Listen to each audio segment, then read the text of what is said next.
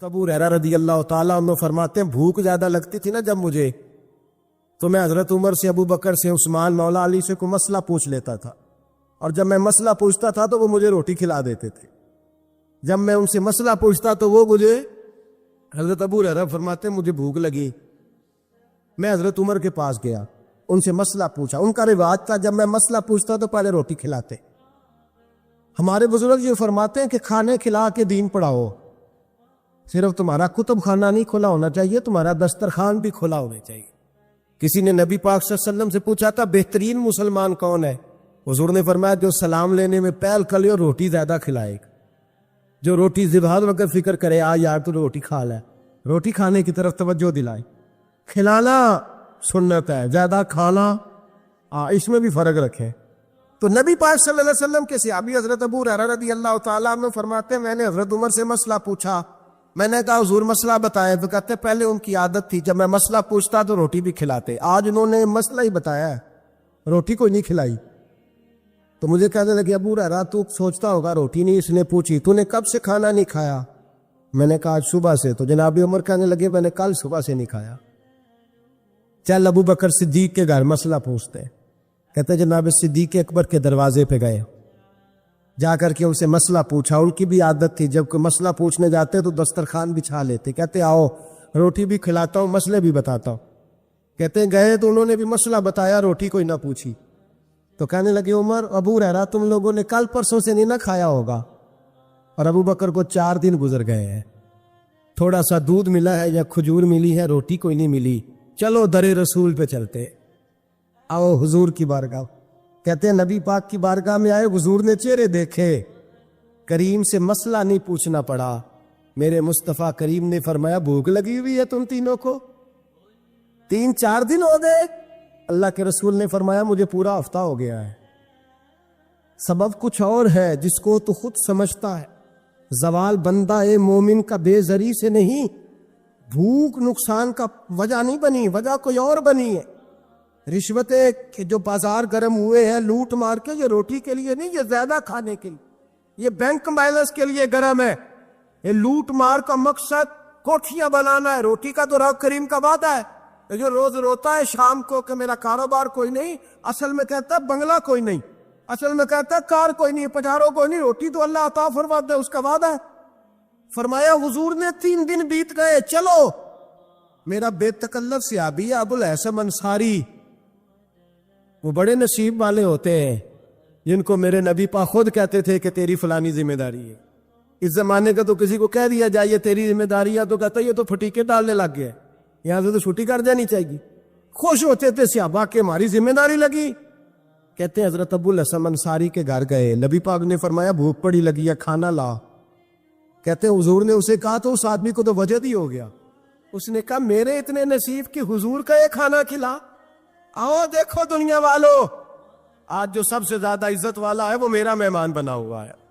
فرماتے ہیں وہ دوڑے گئے، بکری اٹھائی، ذبح کی، بیوی کو کہنے لگے روٹی تیار کر، ادھر کھجوریں توڑی، انگور توڑے، کہنے لگے حضور آپ جب تک تناول کریں تب تک کھانا پک جاتا ہے۔ حضرت عمر کہتے ہیں روٹی پک کے آئی، بڑا پیارا گوشت، بڑا اچھا سالن، بڑا خوبصورت خلوص والا کھانا۔ فرماتے ہیں میں نے بڑا ہی کھایا۔ نبی پاک نے نہ ایک روٹی لی اور چھوٹی چپاتی، تھوڑا تھوڑا سالن کونوں سے، اور جب نبی پاک نے کھا لیا تو حضور کی آنکھوں میں آنسو آئے۔ حضرت عمر کہنے لگے حضور روئے کیوں؟ نبی پاک نے فرمایا سوچتا ہوں 7 دن کے فاقے کے بعد کھایا ہے، پر ڈرتا ہوں رب اس کا حساب پوچھے گا تو جواب کیسے دینا ہے، اس کا حساب بھی تو دینا ہے نا جو کھایا ہے۔ تو حضرت عمر فاروق کے ہاتھ میں کچھ چیز تھی، زور سے زمین پہ ماری، کا محبوبہ 7 دن کے بعد بھی روٹی کھائے تو حساب دینا ہے۔ نبی پاک فرمانے لگے عمر وہ مالک ہے نا، تو جب دیتا ہے تو حساب نہیں لے سکتا، حساب تو دینا ہے، حساب تو دینا ہے، تیاری رکھو۔ صحابہ کرام فرماتے ہم نے ارادہ کیا کہ آج کے بعد ہم پھر فاقے کریں گے، کم کھائیں، یہ کہ حساب دینا ہے۔ میرے بھائی وہ فاقہ کشی کرتے تھے، ڈرتے تھے، وہ کہ لوگ کھا کے بیمار ہیں، کھاتے جا رہے ہیں سوتے جا رہے ہیں، کھاتے جا رہے ہیں سوتے جا رہے ہیں۔ یہ بھی وقت آئے گا رمضان شریف کا، سویرے درس پہ آؤ کہتے نیند بڑی آتی ہے، سویرے 2 سپارے پڑھ کے سویا کرو کہتے صاحب نیند بڑی آتی ہے، فجر کے بعد ہی تو وقت ہوتا ہے اللہ اللہ کرنے کا، شہری کا، کھاتے جا رہے ہیں، سوچ لوگ جماعت سے نماز نہیں پڑھتے سو جاتے، جماعت کا ثواب چھوڑ کے سو جائیں گے۔ بھائی رمضان المبارک میں فاقہ کشی کی ٹریننگ ہوتی ہے، فاقہ کشی کی تربیت لے، رمضان میں روکے اپنے آپ، تربیت ہوگی۔ اور روزہ ایک پریکٹس ہے، ایک مجاہدہ ہے، ایک جد و جہد ہے۔ جد و جہد کس چیز کی؟ اللہ کی رضا کے مطابق اپنے آپ کو ڈھالنے کی جد و جہد۔ صوم کا لغوی معنی ہوتا ہے رک جانا۔ حلال رزق سامنے پڑا ہے، حلال مشروب سامنے پڑا ہے، حلال رشتہ بیوی کا موجود ہے، لیکن ان سب چیزوں سے حالت روزہ میں رکنا، اللہ کی رضا کے لیے رکنا، اس کا نام روزہ ہے۔ نبی پاک علیہ السلام نے جوانوں کو حکم دیا ہے، یا معاشر الشباب، او جوانو۔ یا رسول اللہ کیا حکم ہے؟ فرمایا یا نکاح کر لو اگر طاقت ہے، نہیں طاقت تو روزے رکھو۔ حضور روزے سے کیا ہوگا؟ فرمایا تمہارا نفس کچلا جائے، شیطان وسوسہ اندوزی نہیں کرے گا۔ حضرت جناب سیدنا جنید بغدادی، بغداد کے پیر سے کسی نے پوچھا تھا آج سے 1100-1200 سال پہلے، وہ تو زمانہ ویسے نیکی اور پرہیزگاری کا تھا، کہ بابا جی مرد اور عورت نیک ہو، بغیر پردے کے، بغیر حجاب کے، بغیر دیوار کے بیٹھ کر ایک دوسرے کو دین سکھا سکتے؟ حضرت صاحب بتائیے، مرد اور عورت نیک ہو کو بغیر پردے اور حجاب کے ایک دوسرے کو دین سکھا سکتے ہیں؟ تو حضرت جنید بغدادی فرمانے لگے سکھانے والا حسن بصری ہو اور سیکھنے والی رابعہ بصری ہو تو پھر بھی بغیر پردے کے بیٹھنے کی اجازت نہیں۔ تو مفتی صاحب کو اجازت کس نے دی؟ مولانا صاحب کو اجازت کس نے دی؟ بڑا وہ نہیں ہوتا جو ٹی وی پہ زیادہ آتا ہے، بڑا وہ ہوتا ہے جو رسول اللہ کے دین پہ عمل زیادہ کرتا ہے۔ حضرت عبداللہ ابن مسعود رضی اللہ تعالیٰ عنہ فرماتے زیادہ باتیں کرنے والا عالم نہیں ہوتا۔ حضور پھر عالم کون ہوتا ہے؟ فرمایا پڑھو قرآن، انما یخش اللہ من عبادہ العلماء۔ فرمایا بڑا عالم وہ ہوتا ہے جو اللہ سے زیادہ ڈرتا ہے، اس لیے کہ رب فرماتا ہے میرے بندوں میں سے جو عالم وہ ہیں جو اللہ سے زیادہ ڈرتے ہیں، خوف رکھتے۔ تو میرے بھائی رمضان المبارک میں پچنا ہے۔ روزہ کس پہ فرض ہے؟ امیروں پہ کہ غریبوں پہ؟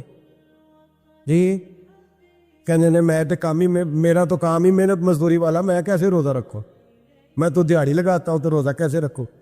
میں نے نہیں کسی حدیث میں پڑھا کہ روزہ وہ رکھے جو دفتر میں بیٹھتا ہے۔ صحابہ کے زمانے میں تو دفتر ہوتے ہی نہیں تھے، کسی جگہ نہیں لکھا ہوا روزہ وہ رکھے گا جو اے سی میں بیٹھتا ہے، تب تو اے سی تھے ہی نہیں۔ حضرت ابو بکر صدیق رضی اللہ تعالیٰ عنہ سے لے کر جناب بلال تک سارے اپنے ہاتھ سے کام کرتے، سارے اپنے ہاتھ سے کام کرتے، سارے۔ حضرت عمر فاروق رضی اللہ تعالیٰ عنہ خلیفہ وقت ہونے کے باوجود مال غنیمت کے اونٹ چرنے جاتے تھے تو چراگاہ میں چھوڑنے میں جاتے تھے، لینے بھی آتے تھے واپس۔ سارے لوگ اپنے ہاتھوں سے مشقت والے کام کرتے۔ حضرت بلال مزدوری کرتے، سلمان فارسی مزدوری کرتے، مقداد مزدوری کرتے، صحابہ مزدوریاں کرتے، روزے رکھتے۔ اور رمضان کے جانے کا وقت ہوتا تو در رسول پہ کھڑے ہو کے عرض کرتے محبوبہ دل نہیں بھرا، دل کرتا ہے کبھی رب سارا سال ہی روزے عطا کرے، سارا سال رمضان دے تو ہم سارا سال روزے رکھنے کو تیار ہیں۔ جذبہ تھا، طاقت تھی، ہمت۔ میرے نبی پاک نے فرمایا لکل شیء زکات و زکات الجسد الصوم، فرمایا ہر شے کی زکات ہوتی ہے، وجود کی زکات روزہ ہے، اور روزے رکھو جسم کی زکات نکل جائے۔ فاقہ کرنا بھی میرے نبی پاک کی سنت ہے، مسواک کرنا بھی سنت ہے، اور فاقہ کرنا بھی۔ مسواک والی سنت زیادہ اپناتے ہیں لوگ، فاقہ کرنا بھی نبی پاک کی سنت ہے۔ ایک صاحب مجھے کہنے لگے جناب بیٹھ کے کھانا حضور کی سنت ہے، میں نے کہا کبھی کبھی نہ کھانا بھی نبی پاک کی سنت ہے، نہ کھانا بھی حضور کی سنت ہے۔ اور ہمارے فقہاء نے لکھا ہے جو روٹی زیادہ کھاتا ہے اس میں دو باتیں پیدا ہو جاتی، کیا کیا؟ ایک بولتا زیادہ ہے، دوسرا سوتا زیادہ ہے، غافل ہو جاتا ہے۔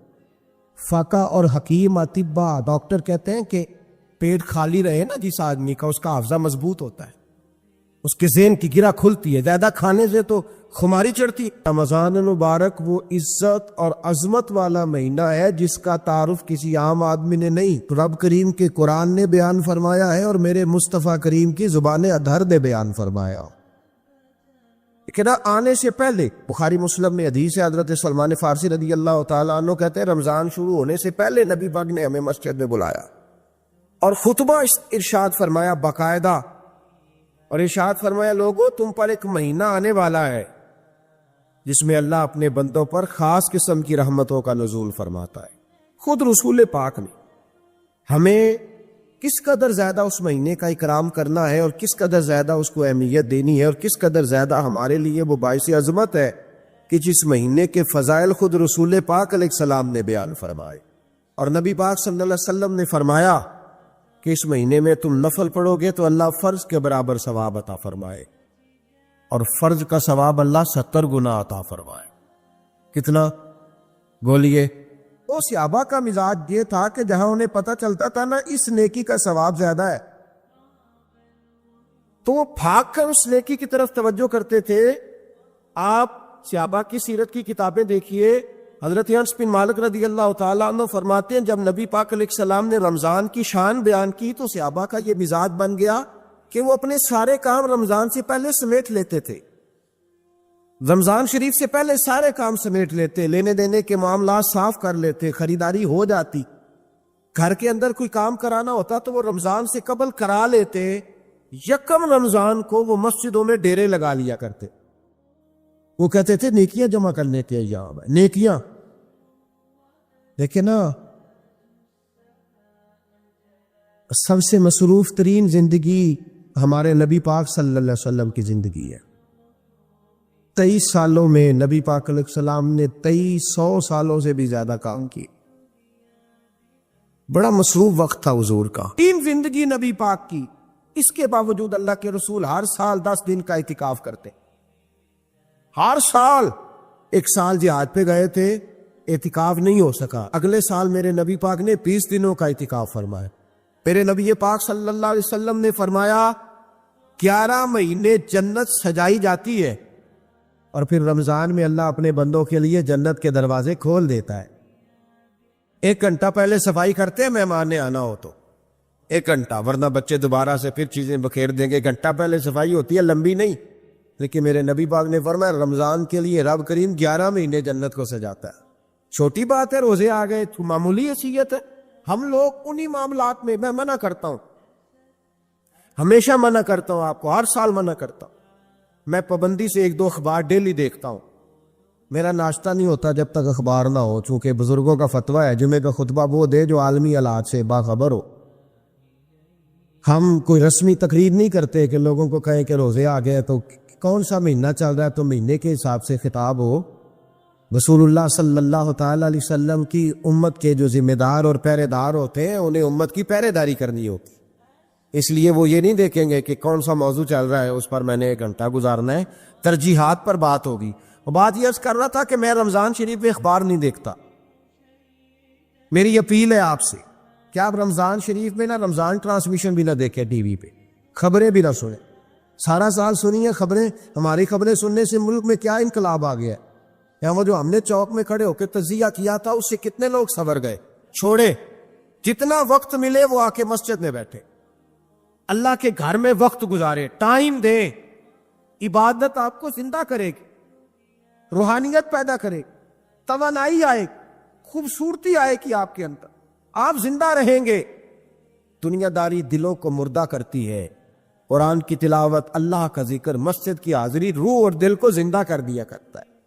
مسجد میں بیٹھے۔ حضرت عائشہ صدیقہ رضی اللہ تعالیٰ عنہ فرماتی ہے، تفسیر روح البیان میں موجود ہے، کہتی ہے ایک دن حضور اچانک میرے ساتھ آرام فرماتے بستر سے اٹھے نکل گئے۔ ہمیشہ نبی پاک علیہ السلام کا طریقہ مبارکہ تھا جب رات کو تہجد کے لیے اٹھتے تو کہتے ابو بکر کی بیٹی حق تیرا ہے، وقت تیرا ہے، پر اگر تو اجازت دے تو میں اپنے اللہ کو راضی کر لوں۔ آج حضور نے پوچھا ہی نہیں، بستر سے اٹھے چلے گئے۔ کہتے میں اٹھی، میں نے دائیں بائیں دیکھا، محبوب نظر نہ آئے۔ حضور کی تامد استعمال شدہ پڑی تھی، وہ تامد میں نے اٹھا کے اوڑھ لی اور میں نکل گئی حضور کو تلاش کرنے۔ کہتی ہیں جب میں باہر گئی مسجد نبی شریف کے ساتھ جنت البقیع کی جانب، نبی پاک سجدے میں تھے۔ کہتی ہے میں گئی، تھوڑی دیر کھڑی ہوئی، حضور نے آہٹ سنی تو پوچھا تو کون ہے؟ میں نے کہا میں عائشہ ہوں۔ تو محبوب نے فرمایا یہ عائشہ کون ہے؟ میں نے کہا یا رسول اللہ میں آپ کی زوجہ. فرمایا زوجہ کیا ہوتی ہے؟ یا رسول اللہ میں ابو بکر کی بیٹی. تو نبی پاک نے فرمایا یہ ابو بکر کون ہے؟ حضرت عائشہ کہتی ہے میرا کلیجہ پھٹنے کو آیا. میں وہاں سے پریشان حال واپس آئی. جب میں گئی تھی تب بھی ہلکی ہلکی بارش تھی, واپس لوٹی تو پھر بھی ہلکے ہلکے قطرے بارش کے گر رہے. میں آ کے ہامتی کامتی بیٹھ گئی. تھوڑی دیر گزری تو نبی پاک تشریف لے آئے. تو حضور صلی اللہ تعالی علیہ وسلم نے مجھے پریشان دیکھا تو کہا عائشہ کیا ہوا؟ کہا حضور آج وہ ہوا ہے جو کبھی نہیں ہوا. یا رسول اللہ میں پریشان ہو گئی. حضور عجیب بات ہے, میں گئی ہوں, آپ نے پوچھا کون ہے تو میں نے کہا میں عائشہ. کا عائشہ کون؟ آپ کی زوجہ. فرمایا زوجہ کون؟ ابو بکر کی بیٹی. کا ابو بکر کون؟ اور پھر حضور میں گئی ہوں تو میرے کپڑے بھیگ گئے, آپ آئے تو کپڑے خشک ہے, سمجھ نہیں آئی. تو لفظ سنو حدیث کے.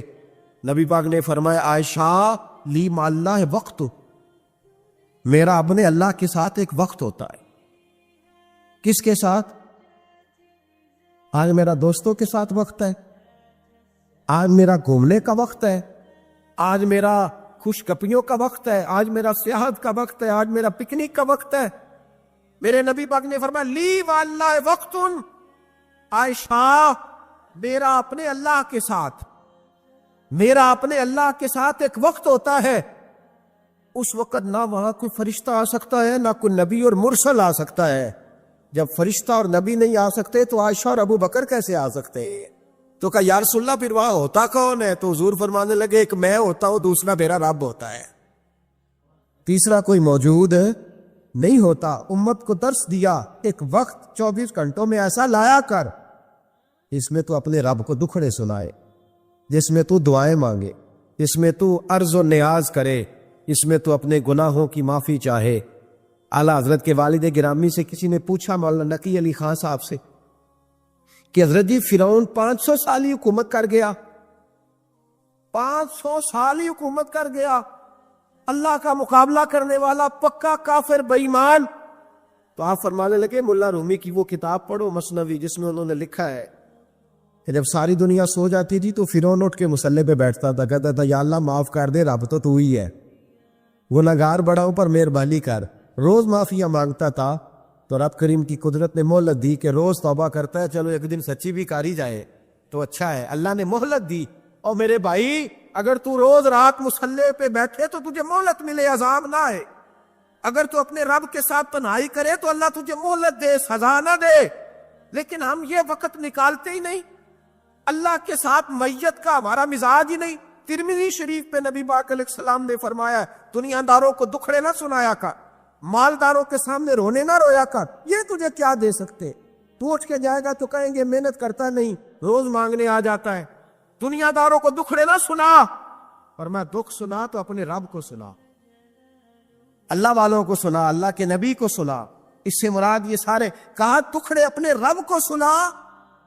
اگر تو اپنے رب کو دکھڑے سنائے گا تو تھوڑی دیر ضرور ہوگی, لیکن ایک دن ایسا ضرور آئے گا. میرے مصطفیٰ کریم فرماتے رب تجھے دنیا سے بے نیاز کر کے مالا مال فرما دے گا. دھوکے کا مزاج نہ بنا, کینچی لے کے نہ کون کے کیسے جیب کاٹ سکتی. اللہ کو ٹکڑے سنا. حضرت عائشہ عرض کرنے لگی حضور چلے یہ تو سمجھ آ گئی, لیکن بارش مجھ پہ پڑی آپ پہ پڑی نہیں. تو کہا عائشہ تم نے اڑا کیا تھا؟ کہا حضور آپ کی تامت. فرمایا بارش کوئی نہیں تھی, جب تو نے میری تامت لی تو خدا کی رحمتیں تم پر برسنے لگ گئی. تو حضور کے وجود سے لگی ہوئی چیز کوئی اوڑھ لے تو رحمت برستی ہے, تو میرے نبی کی مسجد چومنے سے کیوں رحمت نہیں برستی؟ جالی چومنے سے کیوں نہیں برستی؟ جہاں جہاں حضور رکے, جہاں جہاں نبی پاک ٹھہرے, وہاں جانے سے کرم کیوں نہیں ہوتا؟ تو عزیزو یاد رکھو رمضان میں ایک ڈیوٹی آپ نے یہ کرنی ہے کہ عبادت کو وقت دے, ٹائم نکالے. جو اتنے سے بھی فارغ ہے نا وہ 19ویں روزے تک کل فارغ ہو کے 20 کو اعتکاف بیٹھے. زندگی میں ایک دفعہ اعتکاف تو ویسے بڑا ضروری ہے. ہمارے بزرگوں نے لکھا ضروری ہے ایک بندہ اعتکاف کر لے زندگی میں ایک دفعہ, ہر سال کرے تو سنت ادا ہو. ویسے سنت مؤکدہ الکفایہ ہے, بستی میں اگر کوئی بھی نہ بیٹھے گا تو سارے گنہگار ہو. وہ حضرت سیدہ اسماء کہا کرتی تھی نبی پاک نے مجھے کہا تھا اسماء اللہ کے رستے میں گن گن کے نہ دینا ورنہ وہ بھی تجھے گن گن کے دے گا. جب ہم رب کریم کو وقت اس طرح دیتے ہیں کہ دنیا داری کے لیے تو ساری ہمیں ہمارے پاس ہمتیں موجود ہے, اور تراویح کا وقت آیا تو بہانے ڈھونڈنے لگ گیا, تراویح کا وقت آیا تو وہ جو ہے اس نے شروع کر دی بات کہ جناب میرے فلان جگہ تکلیف ہے اور مجھے بلڈ پریشر ہو جاتا ہے تو پسینہ بڑا آتا ہے، تو اب تو آسانیاں ہی بڑی ہے۔ صحابہ کہتے جب ہم مسجد نبی میں نماز پڑھنے جاتے تھے، بارش ہوتی تھی تو مسجد میں پانی کھڑا ہوتا تھا، کیچڑ کھڑا بن جاتا تھا، تو ہم اپنی جھولیوں میں خشک مٹی ڈال کے لے جاتے، اپنی اپنی جگہ بچھا لیتے مٹی، اور پھر ہم نماز پڑھتے تو ہمارے پیشانیوں پر بھی مٹی لگ جاتی۔ ایک صحابی جھاڑ رہے تھے تو نبی پاک نے فرمایا نہ جھاڑ، جب تک چہرے پہ رہے گی فرشتے درود بھیجتے رہے گے۔ اب تو ایسی لگے ہوئے مسجد میں، پھر بھی تو تراویح نہیں پڑھتا۔ تو ایک تو عبادت کو ٹائم دے، دوسرا قرآن مجید زیادہ سے زیادہ پڑھے، رمضان میں زیادہ سے زیادہ پڑھے، مسجدوں میں ٹائم دے۔ ایک بات اور، یہ حضرت علی کا قول ہے، اس کو دل کی تختی پہ لکھ لینا، دل کی تختی پہ، شیر خدا کی شیروں جیسی باتیں۔ حضرت مولا علی شیر خدا فرمایا کرتے تھے وہ نیکی کرنے والا اچھا نہیں جو نیکی کر کے اکڑ جاتا ہے اور دوسروں کو گناہگار سمجھتا ہے، وہ نیکوکار اچھا نہیں۔ فرمایا کرتے تھے اس سے وہ گناہگار اچھا ہے جو گناہ کر کے کم از کم شرمندہ تو ہوتا ہے نا۔ فرماتے ہیں جو گناہ کر کے شرمندہ ہو وہ زیادہ اچھا ہے اس سے جو نیکی کر کے اکڑ جائے۔ تو تھوڑی سی نیکی کر کے، پرہیزگاری کر کے ساری دنیا کو گناہگار سمجھنے لگ جانا، یہ تو بت پیدا کر لیا تو نے اپنے اندر، اس بت کو توڑ دے، پتہ نہیں کون کب آئے اور اللہ کا ولی بن جائے۔ حضرت انس بن مالک رضی اللہ تعالیٰ عنہ فرماتے ہیں جس طرح تیز آندھی چلتی ہے، ذرا مثال دیکھے صحابی کی کتنی خوبصورت، فرماتے ہیں جس طرح تیز آندھی چلتی ہے نا، اس طرح رمضان میں میرے نبی کی سخاوت چلا کرتی تھی۔ نبی پاک ہر سائل کو دیتے، جو قیدی بند ہوتے نا، قیدی جنگ کے قیدی کفار، حضور انہیں بھی آزاد کر دیتے رمضان، فرماتے جاؤ تمہیں آزاد کیا، سخاوت کرے۔ اور میرا مشورہ ہے اس دفعہ غریبوں سے غریب سخاوت کرے، نسخہ دے رہا ہوں امیر ہونے کا، تو سخی ہو جا، رب کریم تجھے امیر کر دے گا، سخی بن جا۔ مالا مالے سخی نہیں ہوندے تے سخیاں کول مال نہیں ہوندا، ایتھے اوتھے دوواں جہان نہیں، سخی کنگال نہیں ہوندا، سخی بن جاؤ۔ میرے نبی پاک علیہ السلام نے فرمایا بندہ کبھی بھی جیب کا سخی نہیں ہوتا، سخی وہی ہوتا ہے جو دل کا ہوتا ہے۔ غریبوں کو میرا مشورہ ہے کہ 10 روپے دو لیکن رمضان میں روز دینا، ہر شام دینا، غریبوں کو ساتھ بٹھاؤ، روٹیاں کھلاؤ، افطاریاں کراؤ، غریبوں کے گھروں کے اندر سوٹ پہنچاؤ، مدارس کے طالب علموں کو کپڑے خرید کے دو، جو کچھ نہیں دے سکتا وہ ایک مسواک لا کے دے، ڈیوٹی کرو، اپنے دائیں بائیں غریبوں کا خیال رکھو۔ جن گھروں میں اکثر دیکھتے ہو کہ دال کا شاپر جاتا ہے، وہاں رمضان شریف میں صبح صبح گوشت پہنچاؤ، مہربانی کرو، غریب۔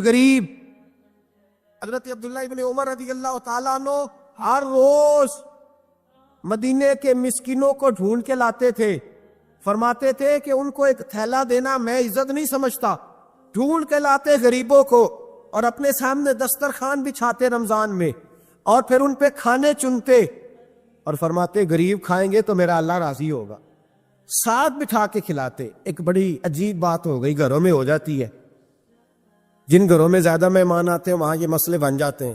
ایک دن زوجہ کہنے لگی کھانا آپ کا یہ آج مہمان کو نہ لائیے گا، کہہ دیتی ہیں نا بیویاں کبھی کبھی، یہ نافرمانی نہیں۔ اگر آپ کو کھڑا کیا جائے نا رمضان میں روزہ رکھ کے باورچی خانے تو لگ پتا جائے، اس کو نافرمانی نہ سمجھے، بیوی نے پکا کے نہیں دیا جی۔ تو حضرت عبداللہ ابن عمر کی زوجہ کہنے لگی آپ کا کھانا ہے، مہمانوں کا کوئی نہیں۔ تو حضرت عبداللہ ابن عمر کہنے لگے اللہ تجھے جزا دے، تو روز پکا کے دیتی ہے، چل اس طرح کر، مجھے سرکہ اور کھجور دے دے، روٹی میرے مہمان کو دے دے۔ تو آپ کی زوجہ رو پڑی، کہنے لگی اگر آپ افطاری والوں کا اتنا خیال کرتے ہیں تو میں نہ کروں، مجھے 10-20 منٹ کا ٹائم دے، میں اپنے اوپر وزن بوجھ ڈالوں گی، میں تھوڑی مشقت میں پڑوں گی، لیکن مہمانوں کے لیے افطاری کا ضرور بندوبست کرتے۔ چونکہ استقبال رمضان شریف کا یہاں عنوان لکھا گیا ہے تو ایک دو بات میں عرض کرنا چاہتا ہوں۔ میں بڑی تھوڑی تقریر کرنے کا عادی ہوں، آپ لوگوں کی محبتیں اور پھر یہ کہ جس شدت سے آپ لوگ منتظر تھے اور جس پیار سے آپ لوگ یہاں آئے، ایک آدھ بات رمضان شریف کے حوالے سے میری خاص خواہش ہے اور میری یہ خاص اپیل ہے۔ میں ابھی سے لوگوں کو سن رہا ہوں کہتے ہوئے کہ روزے بڑی گرمی کے آ رہے ہیں، وہ خدا کے بندے تو نیت تو کر، تو ارادہ تو کر۔ رمضان شریف میں 3-4 چیزوں کا خاص خیال رکھنا ہے ہم نے، خاص۔ ایک تو رمضان شریف میں قرآن پاک سے خاص محبت فرمائے، شہر رمضان الذی انزل فیہ القرآن، خاص محبت۔ الحمدللہ ہمارے ہاں قرآن کے عالم بھی موجود ہیں، حافظ بھی موجود ہیں، بلکہ مسجدیں کم ہوتی ہیں، حافظ زیادہ ہوتے ہیں۔ یہ دیکھ لیجیے مدارس کی خدمات ہیں اللہ کے فضل سے، قراء بھی ہے، سب کچھ ہے۔ اب ضرورت ہے قرآن پاک سے محبت کرنے والوں کی۔ ہر نقیب، ہر خطیب یہ کہہ رہا ہے کہ سارا قرآن حضور کی تعریف ہے، کہتے ہیں نا جی، تو چاہیے نا کبھی کبھی رکا ہے محفل سے کہ جناب ہمارا دل کر رہا ہے ہمیں سورہ رحمان سنائی جائے۔ کبھی کبھی یہ رکے آتے ہیں نا فرمائشی رکے، یہ نعت پڑھے، یہ تو جب سب کہہ رہے ہیں یہ حضور کی نعت ہے سارا قرآن، تو کو رکا آنا چاہیے نا، سورہ حامیم سجدہ کی تلاوت سنائی جائے، آنے چاہیے نا یہ والے رکے بھی، صحیح کہہ رہا ہوں نا؟ تو خوب ارادہ کریں کہ قرآن مجید سننا ہے۔ ہم کھڑے رہتے ہیں، پاسپورٹ کے دفتر بھی 1.5 گھنٹہ لوگ کھڑے ہیں، شناختی کارڈ کے دفتر میں بھی کھڑے، امیگریشن کی لائنوں میں بھی کھڑے۔ نیت کریں کہ میں نے جم کے قرآن مجید سننا ہے، اور جس مسجد میں پہلی تراویح شروع کریں کوشش کریں کہ ساری تراویح اسی میں پڑھی جائے، اور خاص ذوق کے ساتھ۔ خاص پنجاب میں ایک گاؤں تھا، تو اس میں ایک دفعہ ایک بالکل عام سادہ سا آدمی دکاندار تھا، تو اس کا انتقال ہو گیا، تو اس کی قبر سے خوشبو آنے لگی۔ تو اگر پیر صاحب ہوتے پھر تو بچوں کی موج لگ جاتی، کیا بات ہے بھئی، اتنی کرامت۔ عام سادہ آدمی تھا، قبر سے خوشبو آنے لگی، لوگ پہنچ گئے، معلومات کی، گھر تک گئے، کہا کوئی مطلب ٹھیک ہے داڑھی شریف تھی، نمازی تھا، لیکن کوئی ایسی خاص چیز ہم نے نہیں دیکھی۔ تو اس کے گھر والے بتانے لگے کہ نا قرآن مجید نہیں پڑھا ہوا تھا، بوڑھا آدمی تھا لیکن قرآن مجید سے عشق کرتا تھا، کئی گھنٹے قرآن مجید کو وضو کر کے اپنے پاس رکھتا اور پھر انگلیاں چلاتا اور کہتا میرے مالک نے میرے لیے جو بھی فرمایا حق اور سچ ہی فرمایا، اسے چومتا، پیار کرتا۔ اللہ نے یہ اعزاز دیا کہ اگر انتقال ہوا تو قبر کی مٹی سے بھی خوشبو آنی شروع ہو۔ خدا را قرآن پاک سے پیار کریں، خوب ذوق بنائیں کہ ہم نے قرآن مجید کو سننا ہے۔ دوسری میری گزارش یہ ہے آپ حضرات سے کہ سحری نے اٹھنا تو ہے ہی، سودا لینے کے لیے بھی جانا ہے، ہمارے ہاں دہی دودھ کے لیے بھی لوگ صبح صبح جاتے ہیں، تو ایسا نہ کریں کہ تھوڑا 10 منٹ اور جلدی اٹھ جائیں اور پورا رمضان تہجد کی نماز پڑھیں۔ بڑی پسند ہے نبی کریم کو تہجد کی نماز، صبح اگر 2 رکعتیں نصیب ہو جائیں تو نبی کریم علیہ السلام نے فرمایا جب جوان آدمی تہجد کے لیے کھڑا ہوتا ہے تو اللہ فرشتوں کے سامنے فخر فرماتا ہے۔ یہ ضرور عادت بنائیں، صبح جن لوگوں کو چند نفل نصیب ہو جائیں اور پھر وہ دعا مانگے، ایک تو رمضان پھر تہجد کا ٹائم، اس ذوق۔ اور تیسری گزارش میری یہ ہے، غریب آدمی جو ہوتا ہے وہ سمجھدار نہیں ہوتا، چونکہ عقل مند ہونے کے لیے تو پیسے ہونا بھی تو ضروری ہے نا۔ میں نے دیکھا ہے کہ بالکل ان پڑھ آدمی ہو لیکن سیٹھ ہو نا، تو بڑے بڑے سیانے لوگوں کو نصیحتیں کر رہا ہوتا ہے اور اس کی سنی بھی جا رہی ہوتی۔ میری غربت نے کیا مجھ کو زمانے میں بدنام، تیری دولت نے تیرے عیب چھپا رکھے۔ یہ نا غریب آدمی، اگر سیانے ہوتے تو وہ بھی مالدار نہ ہوتے، یہ نہیں سمجھدار ہوتے، یہ بیچارے کمزور ہی اس لیے رہ جاتے ہیں کہ ان کو چالاکیاں، تیزیاں الا ماشاءاللہ نہیں آتی۔ تو کئی دفعہ غریب تکلیف بھی دیتا ہے، جب آپ کچھ بانٹنے لگتے ہیں، جب کچھ آپ دینے لگتے ہیں تو کچھ چیزیں محسوس بھی ہوتی ہیں۔ بندہ دیکھ کر خیرات نہ کریں، اللہ کی رضا دیکھ کر کریں۔ ہمیں صحیح حدیث میں اس شخص کا تذکرہ بھی ملتا ہے جس نے آ کے نا محبوب کی چادر کو کھینچا تھا، یہ بخاری میں، اور گردن مبارک پہ نشان پڑ گیا تھا۔ اس نے کہا میں کچھ لینے آیا ہوں، چادر کو کھینچا، تکلیف ہوئی بظاہر، لیکن محبوب نے پھر بھی جب عطا کیا تو مسکرا کے ہی عطا کیا۔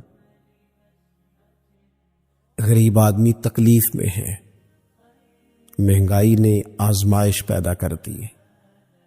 تھوڑے سے امیر لوگ اگر اپنے اخراجات میں کمی لائیں، یا اگر جو عید پر 6 جوڑے بنواتا ہے وہ 2-4 سے گزارا کر لے، تھوڑا سا اپنے اخراجات کو کم کر کے صرف اپنے رشتہ داروں میں، اپنے دائیں بائیں تھوڑی سی توجہ کریں۔ اور ایک بات کا ضرور خیال فرمائیں، پردہ پوشی بہت بڑا حسن ہے، بہت بڑی خوبصورتی ہے۔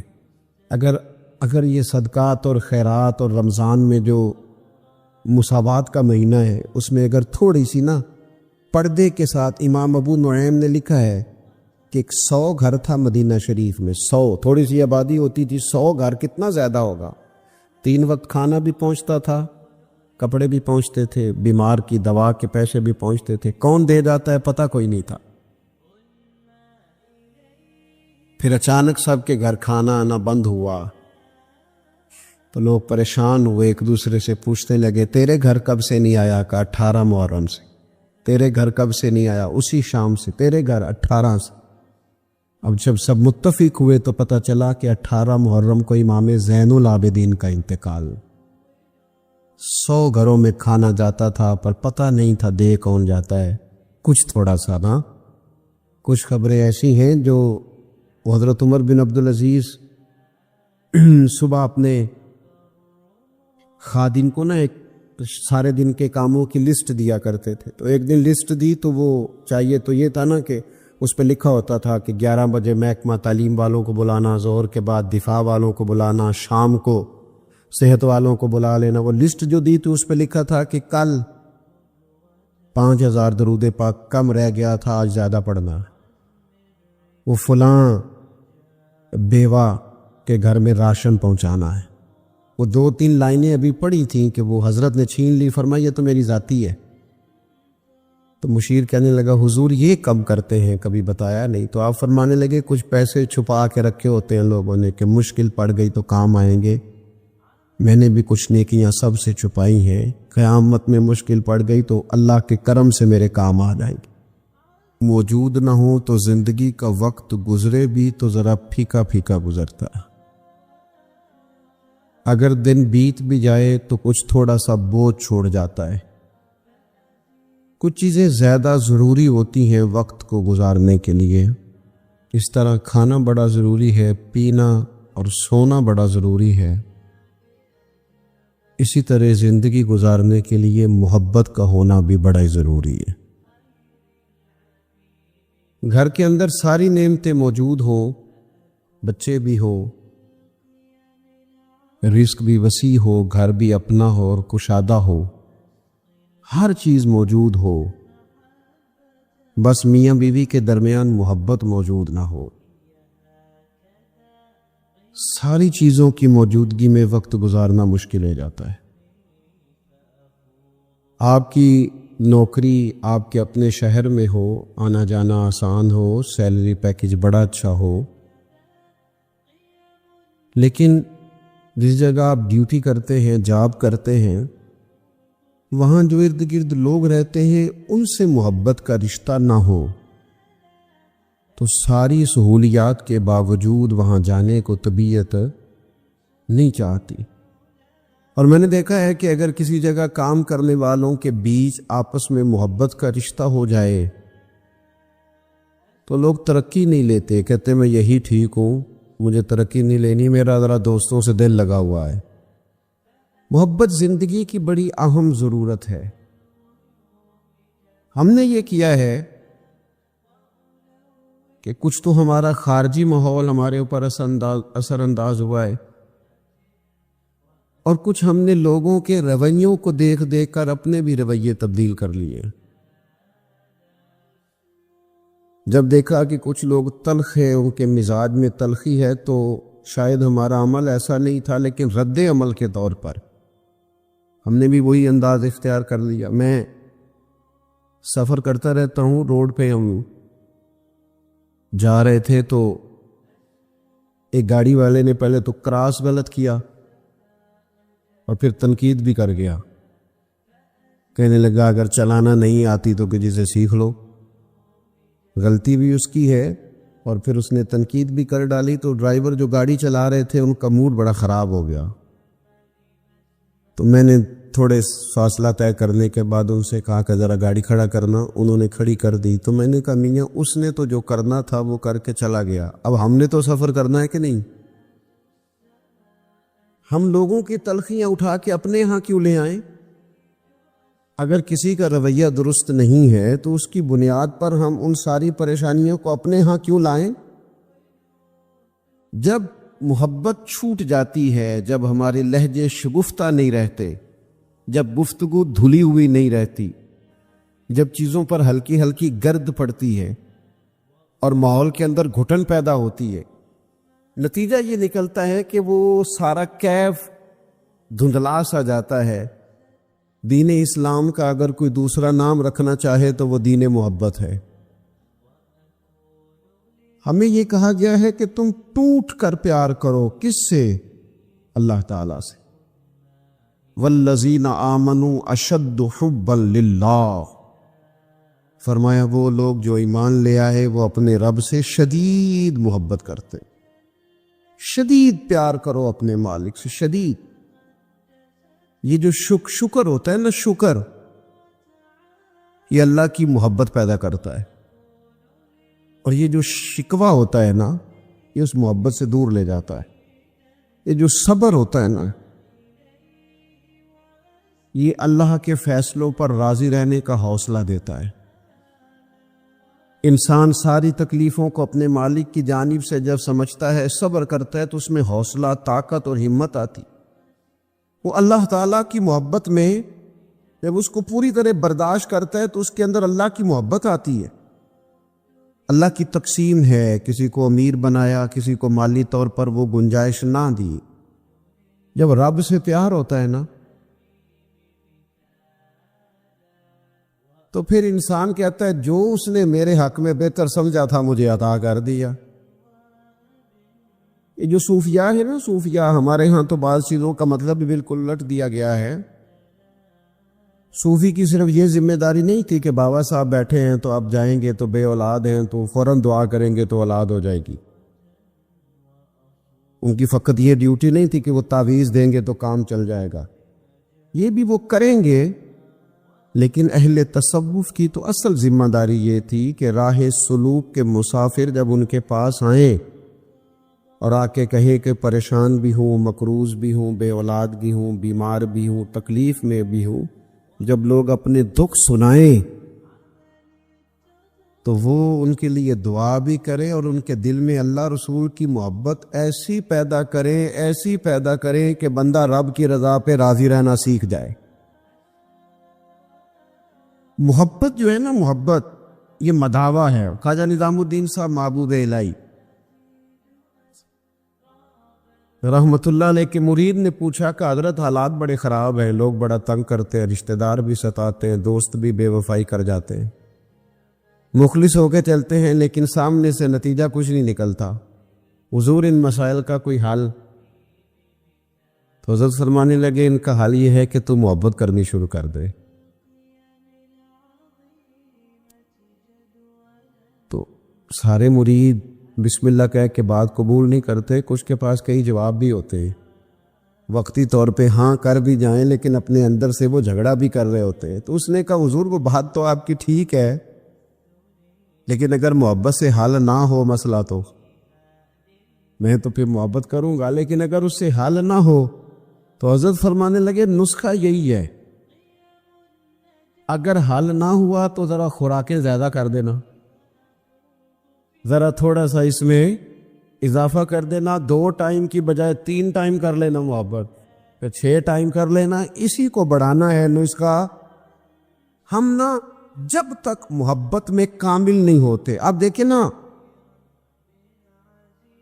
داتا صاحب نے ایک جملہ لکھا ہے، داتا صاحب فرماتے ہیں یہ جو محبوب ہوتا ہے نا اس پر غصہ نہیں آتا، اور جس پر غصہ ہے وہ محبوب نہیں ہوتا، محبوب پر غصہ نہیں آتا۔ فرماتے ہیں جب رب رسول محبوب ہو جاتے ہیں نا تو پھر سخت احکام بھی بندہ بڑی دل جمی کے ساتھ قبول کرتا ہے، اور اس کے لیے ذرا تھوڑا سا کیا کہا رسول پاک علیہ السلام نے، ہمارے کریم محبوب علیہ السلام نے ہمیں کہا کہ تکمیل ایمان کی شرط یہ ہے کہ تم ہر چیز سے بڑھ کر اپنے نبی سے محبت کرو۔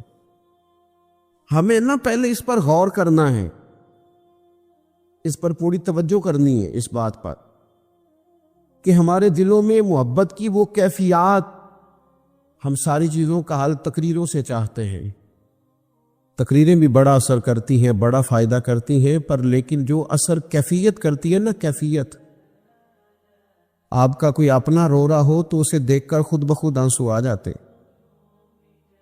آپ کا کوئی بچہ خوش ہونا تو اسے دیکھ کر خود بخود طبیعت خوش ہو جاتی، پہلے یہ عملاً دیکھنا ہے کہ رسول رحمت علیہ الصلاۃ والسلام کی محبت ہمارے اوپر کس طرح طاری ہے، اس کی کیفیات۔ والد صاحب اکثر پریشان رہتے ہیں، کاروبار نہیں چلتا، حالات ٹھیک نہیں ہے، معاشرے میں سوسائٹی میں گزارا کرنا مشکل ہو گیا ہے، کئی دکھ اگرچہ گھر نہیں لانے چاہیے پر کئی سارے دکھ گھر آ گئے ان کے ساتھ۔ بچوں نے دیکھا اپنے والد کو پریشان، کئی چیزیں بچوں پر طاری ہو گئیں، بچوں کی اماں نے انہیں بتایا کہ آج کل فرمائش کوئی نہ کرنا، تمہارے ابا پریشان ہیں، آج کل شرارت کوئی نہ کرنا، تمہارے والد ناراض ہیں، غصے میں۔ یہ ساری باتیں بچوں نے دیکھیں۔ اللہ کرے آپ میری بات پر زیادہ توجہ فرمائیں۔ بڑا اچھا نسخہ دیا تھا حضرت قبلہ مفتی صاحب نے کہ کبھی کبھی موبائل چھوڑنے بھی چاہیے۔ مجھ سے دوست پوچھتے رہتے ہیں باتیں، تو ایک دوست نے کہا کوئی ریاضت، کوئی مجاہدہ بتائیں، تو میں نے کہا پہلا مجاہدہ یہ ہے کہ 30 منٹ موبائل نہیں نکالنا جیب سے، اس پہ عمل کرو، پھر اگلا نسخہ بھی بتائیں گے۔ لیکن وہ بھی بس مسکرائے تھے، جس طرح صرف آپ بھی مسکرائی ہیں نا، خالی اتنا ہی کیا تھا انہوں نے بھی جتنا کو آپ نے کیا ہے، اور پھر اس کے بعد انہوں نے وہی کیا جس کی مجھے اب بھی امید ہے کہ یہ مجاہدہ مشکل کام ہے میاں، اور بھی غم ہے زمانے میں اس موبائل کے سوا۔ تھوڑی توجہ کریں، چند ایک گزارشات کرنی آپ سے، آپ غور کریں گے میری بات پر۔ کئی قسم کی پریشانیاں ہمارے گھر آ جاتی ہیں، ہمارے بچے اس کا شکار ہوتے ہیں اور اس تکلیف اور اس درد اور اس کس کو محسوس کرتے۔ تو کبھی ایسا بھی تو ہونا کہ رات کو اچانک والد رو پڑے، اور جب اس کی آنکھوں میں پوری طرح آنسو بہہ جائیں اور اس کی ہچکیاں بند جائیں تو بچے اکٹھے ہو کے اپنی والدہ سے پوچھیں والد کو کیا ہے۔ اس پریشانی میں اور اس انداز میں تو ہم نے کبھی نہیں دیکھا، کاش کبھی ایسا ہونا۔ اور جب بچے اصرار کریں تو والدہ کہ بیٹا تمہارے والی بات نہیں، اماں بتائیے ابا کو کیا ہے، تو ماں درد سے کہے بیٹا تمہارے والد کو نا نبی کریم کا مدینہ یاد آتا ہے، ان کو حضور کا شہر مبارک یاد آتا۔ یہ جب یہ کیفیات ہماری اولاد تک پہنچیں گی تو اس کا جو اثر ہوگا نا، لیکن نا حضرت خالد بن میدان رضی اللہ تعالیٰ عنہ صحابی ہے، ان کی صاحبزادی کہتی ہیں میرے والد رات کو کہا کرتے تھے کسی صحابی کو بلا کے لاؤ، تو میرے بھائی یا گھر والے کوشش کرتے اور محبوب کریم علیہ السلام کے غلاموں میں سے کسی کو بلا کے لاتے، اور پھر ان کو حضور علیہ السلام کے پاس، حضور کے اس صحابی کے پاس بٹھایا جاتا۔ فرماتی ہیں پھر میرے والد ان سے فرمائش کرتے کہ مجھے میرے کریم رسول کی کوئی بات تو سناؤ، کوئی بات، کوئی تذکرہ۔ ہمارے ہاں چونکہ تقریریں روز ہوتی ہیں، جمعے میں تقریر ہو رہی ہے، محفل میں تقریر ہو رہی ہے، تو وہ لینے کا خاص ذوق اور لہجوں کا وہ وضو اور نیتوں کا وہ خلوص اور کشکول کا وہ سیدھا ہونا اور حصول کا وہ جذبہ اس کیفیت کا الا ماشاءاللہ نہیں رہا۔ کہا کوئی حضور کی بات سنائے تو کہتے ہیں وہ کریم محبوب کے صحابی میرے والد کو میرے نبی کی جب کوئی بات سناتے تو میرے والد رونا شروع کرتے، اور جب کچھ لمحے اس کیفیت میں گزار لیتے تو پھر ان کے لیے وہ دن رات گزارنا آسان ہو جاتا۔ جب نبی پاک علیہ السلام کی محبت کا یہ غلبہ طبیعتوں پر طاری ہوگا، مزاجوں پر یہ غالب ہوگا۔ ہم نے نا ابتدا ہی سی بالکل شروع سے ہی اپنے بچوں کو دولت کی بات سنائی، انہیں سکھایا پیسے کیسے کمانے، وہ فلاں کا بچہ ڈاکٹر بن گیا اتنے پیسے کما رہا ہے، فلاں کا بچہ انجینئر بن گیا اتنے پیسے کما رہا ہے۔ ہم نے اپنی اولادوں کا اچھا وہ نتیجہ کیا نکلا، رزلٹ یہ نکلا کہ وہ بچوں کو پتہ چل گیا کہ سب سے قیمتی چیز تو دولت ہوتی ہے۔ اور پھر ایک ٹائم ایسا آیا کہ انہوں نے نا اپنے والد سے یہ کہنا شروع کر دیا کہ ابا جی اگر آپ بھی کوئی ڈھب کا کام کر لیتے تو آج ہمارے پاس پیسے زیادہ نہ ہوتے، کیونکہ ان کو جو سکھایا گیا تھا، اگر محبت کے انداز سکھائے جاتے شروع سے وہ چیزیں، دیکھیں نا ہم کتنی باتیں انہیں سکھاتے، اگر ان کے لہجوں میں وہ خلوص پیدا کرنے کی کوشش، حضرت لقمان علیہ السلام نے کئی نصیحتیں کی ہیں اپنے بچوں کو، اور قرآن مجید نے سورہ لقمان کے اندر آپ کی ان نصیحتوں کو بیان فرمایا۔ ایک مقام پہ حضرت لقمان نے اپنے بیٹے سے کہا تھا کہ بیٹا لفظ نہیں، تیرا نا لہجہ بھی ٹھیک ہونا چاہیے، کچھ لوگوں کے لفظ ٹھیک ہوتے ہیں، لہجہ ٹھیک، لہجے بھی بعض اوقات اگر محبت والے نہ ہوں تو بڑی تکلیف دیتے ہیں۔ وہ شوگر کے مریض ہیں، مثال دے رہا ہوں، شوگر کے مریض ہیں سسر صاحب، تو بہو نے پوچھا تھا ان سے صبح میں کہ ناشتہ لاؤں، تو انہوں نے کہا بیٹا ابھی میرا جی نہیں چاہتا، لیکن وہ شوگر ہے، گھنٹے دو کے بعد کمزوری ہے، بھوک لگ گئی تو آواز دی بیٹیا ذرا کھانا تو لانا، تب وہ ناراض ہو گئی، ابا جی میں نے تو صبح بھی پوچھا تھا آپ سے، گھنٹہ پہلے بھی، ابھی آپ نے پھر کھانا، اچھا وہ لے آئی، پر برتن ذرا زور سے پٹکے، اس نے دروازہ ذرا زور سے بند کیا، بوڑھوں کو اپنی تذلیل محسوس ہوئی، وہ لہجہ ٹھیک نہیں تھا۔ شام کو جب اس کی شکایت ہوئی کہ ذرا اسے سمجھائیے گا، تو وہ کہتی ہے اپنے شوہر سے کہ ابا جی سے پوچھے بھلا میں نے کہا کیا ہے، تو کہا تو اس نے کچھ بھی نہیں، لفظ تو بتائے جا سکتے، کیا جملہ بتائیں، اس نے واقعی کچھ نہیں کہا، لیکن اس کا لہجہ، اس کا انداز، اللہ کرے میں جوانوں کو بات سمجھا سکوں، لفظ بھی ستھرے ہونے چاہیے اور تیرا لہجہ بھی ذرا باوضو ہو تو بات بن جائے۔ اگر تیرا انداز بھی تھوڑا، بعض لوگ صحیح بات کر رہے ہوتے ہیں پر صحیح لہجے میں نہیں کر رہے ہوتے، وہ ٹھیک کہہ رہے ہوتے ہیں پر ان کا انداز ٹھیک نہیں ہوتا۔ حضرت لقمان نے اپنے بیٹے سے کہا وَلَا تُصَغِّرْ خَدَّكَ لِلنَّاسِ، بیٹا لوگوں سے منہ ٹیڑھا کر کے بات نہ کرنا، تیرا انداز بھی شستہ ہو، تیرا لہجہ بھی اچھا ہو، تیرا چہرہ ٹیڑھا نہ ہو جب تو لوگوں سے کلام کر رہا ہو۔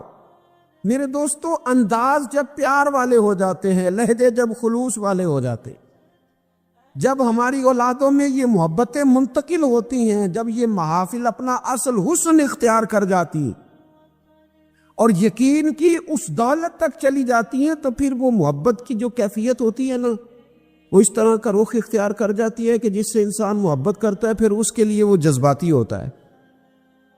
چھوٹے چھوٹے بچے بھی جو ہوتے ہیں نا، چھوٹا بچہ، چلے اگر آپ کا تجربہ نہ ہوا تو یہ تجربہ کر کے دیکھیے گا، چھوٹا بچہ جس کی 4-5 سال عمر ہے نا، اس کے والد کبھی گھر میں اپنی ہی زوجہ سے، آپ کی توجہ ہوگی میری بات پر، والد اگر اپنی ہی اہلیہ سے گھر میں کو سخت بات کرتے ہیں نا، تو بچے کو پیار ہے ماں سے، ابھی اسے پتہ نہیں ہے بات کیا ہو رہی، ارے ماشاء، ابھی اسے خبر نہیں ہے کہ بات کیا ہو رہی ہے اور اس کا پس منظر کیا ہے اور پیش منظر کیا ہے، لیکن اگر کوئی تلخ بات والد کرتا ہے نا اپنی بیوی سے، تو بچہ 4-5 سال کا ہے تو ماں کے حق میں کھڑا ہو جاتا ہے، نہیں کھڑا ہو جاتا، کہتا خبردار میری اماں سے بات کوئی نہ کرنا، حالانکہ اسے ابھی پتہ نہیں ہے کہ اس کا پس، اللہ کرے میں آپ کو سمجھا سکوں۔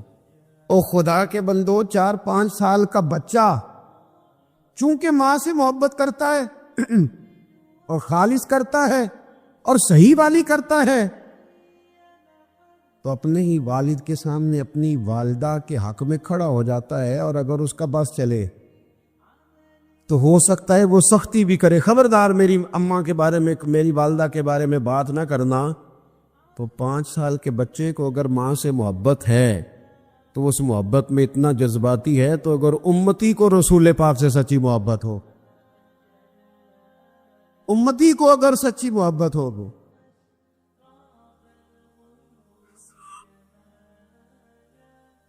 اور ڈاکٹر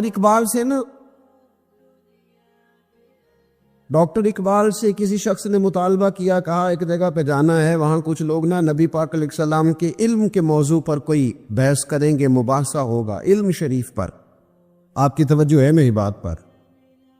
تو اقبال ناراض ہو گئے، کہنے لگے میں تھوڑی جاؤں گا۔ کہا کیا مطلب؟ کہنے لگے اس جگہ چلا جاؤں جہاں میرے نبی پاک کا علم تولا جا رہا ہے۔ کیا بات کر دی تم نے؟ جو تولیں گے، جو پرکھیں گے، جو حدود قائم کریں گے، جو اسے حدود میں بند کریں گے، جب رسول پاک علیہ الصلوۃ والسلام کی خالص محبت، فقط نعروں والی نہیں، فقط میں وہ یہ نہیں کہ وہ نعت خانے کہہ دیا دونوں ہاتھ جو کھڑے کر لے وہ عاشق رسول ہے، اور جس نے کھڑے کر لیے اس کا عشق بھی مکمل ہوا، وہ ختم ہو گئی بات، جس نے ہاتھ بلند آواز سے نعرہ لگا لیا اس کا عشق تکمیل کو پہنچا۔ او بھائی جو عاشق رسول ہے وہ دکان پر بھی عاشق رسول ہی ہے، وہ اپنا کاروبار کر رہا ہے، وہاں بھی محبوب کی محبت ہی کی بات کر رہا ہے.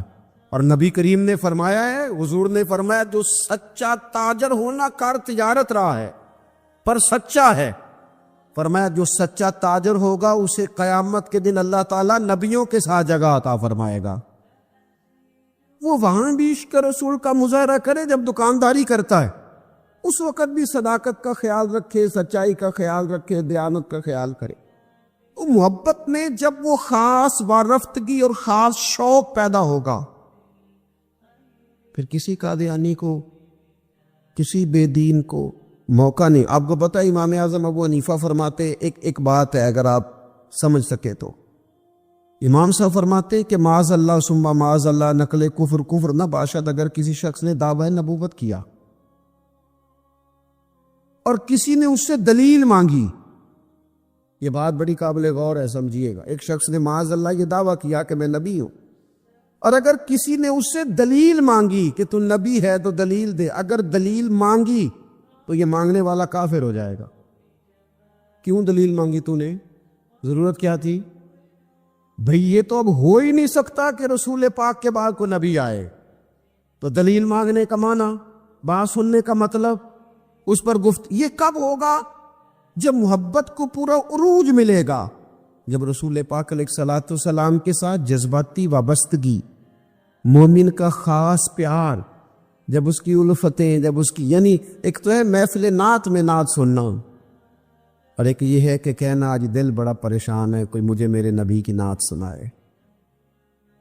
ایک تو یہ ہے کہ محفل میں آ گئے تو محبوب کا تذکرہ کرنا، اور ایک یہ ہے کہ مولانا آج میں بڑی تکلیف میں ہوں، حضور کے فضائل کی کوئی بات تو سنائے، کوئی خصائل کو شمائل کا باب تو چھیڑے.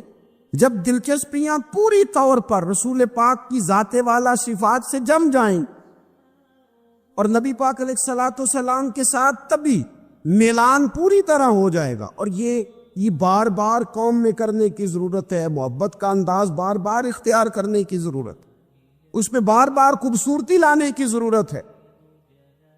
مفتی اعظم پاکستان خلیفہ اعلیٰ حضرت سید ابو البرکات شاہ صاحب رحمۃ اللہ علیہ، جب بڑھاپا آ گیا نا، بڑے علیل ہو گئے، تو حضرت کے لیے مطالعہ کرنا مشکل ہو گیا. تو شاگردوں سے کہتے کہ شیخ محقق رحمۃ اللہ علیہ کی مدارج النبوت اٹھا کے لاؤ. جب وہ کتاب لائی جاتی تو فرماتے اس میں جو محبوب کے فضائل کا باب ہے نا، ذرا مجھے پڑھ پڑھ کے سناؤ، میرا دل ٹھنڈا ہوتا ہے. ذرا نا مجھے محبوب کی باتیں سناؤ، میری نہ اس سے طبیعت لگتی ہے، میرا دل چاہتا ہے کہ مجھے حضور نبی رحمت علیہ السلام کا تذکرہ سنایا جائے. ان ساری کیفیات کو میں اپنے اندر محسوس کر. میرے عزیز، جب تک یہ خاص رنگ ہم اپنی طبیعت میں پیدا نہیں کرتے اور آنے والی نسل کو یہ منتقل نہیں کرتے، جب تک وہ خوبصورت ہیں. دیکھیں حالات رہیں گے، حالات اچھے برے رہتے ہیں. ہمارے یہاں کچھ لوگ کہتے ہیں مولانا صاحب، پیر صاحب، آپ کو تو ذمہ داری ہی یہ ہے، پر ہم پریشان بڑھے، اور اتنے مسائل کے بیچ اگر آپ ہمیں کہیں محبت کی بات کریں تو میں آپ سے عرض کروں، مسائل تو سب کے ساتھ رہتے. ہاں ہمیں یوں لگتا ہے کہ سامنے والا شاید بڑا سکھی ہے. میں آپ کو بڑی ذمہ داری سے کہتا ہوں، بڑے لوگ جو ہوتے ہیں نا، ان کے دکھ بھی ذرا بڑے بڑے ہی ہوتے، ان کے مسائل بھی ذرا بڑے بڑے ہوتے.